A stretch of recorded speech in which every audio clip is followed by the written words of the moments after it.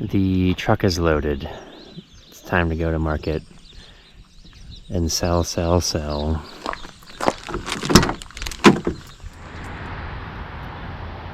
We're having a quick little lull in customers. That's because it's a Sunday, and you can tell when each church service lets out. But this is the setup. A couple folding tables, everything sprawled out, a few signs, and truckload full of corn. Probably looks like most other farmers market setups. It's pretty nice selling off the flatbed, lots of space for all the corn. It's a little windy today, slightly dreary. The only thing we're waiting on that we don't have, there's no eggplant today and no melons yet. But when we have melons, we should have a bunch because they were looking good, I think. And the tomatoes are being slow. This is our third week, and there's still 6 or 7 more to go. Hello, BAME Farm fans. I didn't get that phrase in at the beginning of the video because I thought I would have some more footage to go along with this vegetable sales video, mainly of picking sweet corn, because that was a creative task this year. Mainly the loading of the truck. But I didn't get a whole lot of, vegetable action because I was, busy baling hay because it wasn't raining all the time, only sometime. It was, I guess, a lot of the rest of the U.S., at least in the, let's say, the Midwest and the, plains, it was a little dry. And we were pleasantly less wet. Pleasantly. It was delightful. This was probably one of the best sweet corn years ever. But that also aided and why I didn't get any video was because the corn was picking so well that I didn't necessarily have to help Mom and Dad pick. Like, Mom would drive the tractor pulling a cart, and Dad would pick the corn. And there wasn't any second guessing. There was nothing to come back for. It was in each patch, the corn was evenly ready. And that is delightful. I yearn for that because I greatly despise having to feel a bunch of ears, to see which ones are filled out. No, this was, we checked the first 10 feet of the patch. It was ready. We took our morning tastings to make sure it wasn't over ready. And it was pretty much, if you saw an ear, you picked it. It was delightful. Very rarely does that happen, just because some of the unevenness of our ground. Now, we did have, we'll say, 1 week that was a little short on corn because of the slight lack of moisture, we'll say.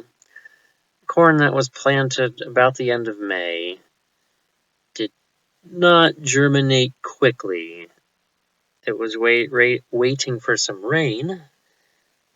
So about middle of August, we had a week where we were a bit shy on corn, but that was only 1 week. And then after that, it was back to the races.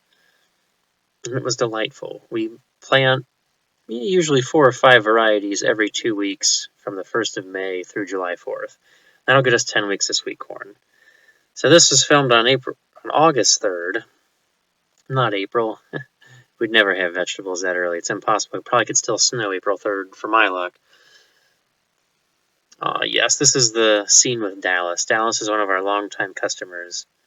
And it's fun to see, how folks have come back and reminisce about all their stories of me selling corn when I was much, much younger and much smaller. And some of the old ladies still want to pinch my cheek. We've been doing this for 30 years at this location, and this is our best location.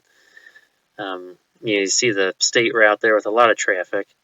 It's starting to get kind of suburbanized around here. It's not quite in the city, but this main artery here really helps. We started out across the street and sort of to the left of the screen at a former tractor dealer. And that's kind of why we're hooked on Fords, because it was a Ford dealer. Well, unfortunately, probably 15 years ago now, the owner retired, the dealership closed, and now there is a chain auto parts store in its place. And see, they're not quite as hometowny as the gas station that owns this lot, because it's a real mom and pop shop. Get your oil changed, maybe you need a new tire, get them balanced. You don't stop in for a bottle of Coke and some chips. You stop there because your car needs service. So yes, a very old-timey gas station. Actually, we get our fuel oil from them too. Now, the only thing that didn't do well this season were the melons. I struggled to keep weeds out of the melons. Beyond that, everything else did fantastic. And we're kind of just past peak of pumpkin season right now, and there will be a video about that later. But that was also another highlight of this year. There's not many lowlights. Like, dryness was not a low light. I never really was overly worried about rain. In fact, there's a video coming soon where I get hay rained on, in a dry summer. How does that happen? Who knows? So yes, this is a Sunday morning, not as busy as Saturday. Saturday would be absolutely impossible to film because there's a lineup of people waiting for us, and there's just no time to deal with the camera. And Sunday has some slow times. When you're in between different church services letting out, I could move the camera and pretend like I'm doing some filming. Now, what we really missed out on was the corn picking because that was so fast. But the best part, if you follow us on Instagram way back in August, you saw this picture where I showed how we took that cart and dumped it with the skid steer. Like, we didn't have to handle much corn after it was picked. Well, we still got to bag it here, which a lot of it's going out in dozens and half dozens.